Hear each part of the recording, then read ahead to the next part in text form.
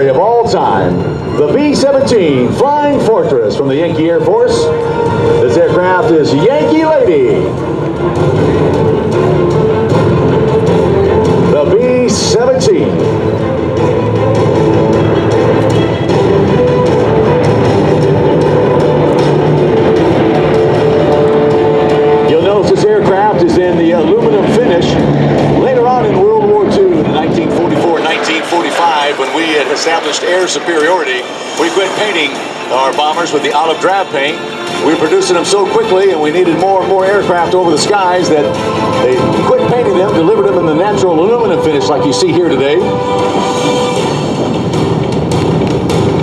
And now, on the takeoff roll from your right, one of the most famous medium bombers of World War II, the B-25 Billy. The main bomber used in the daylight bombing raids over Europe in World War II, the B-17.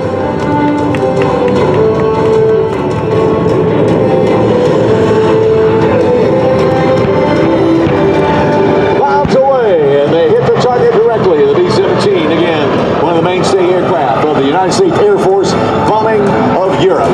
Now, approaching from the right, the B-25 Mitchell. The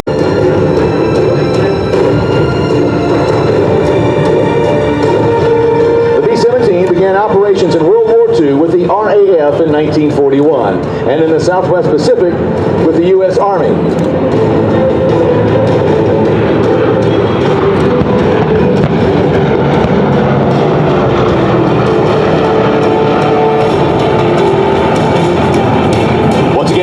From your right, the B-25 Billy Mitchell, the only aircraft ever named to 12 B-17s participated in the first heavy bomber raid over Europe.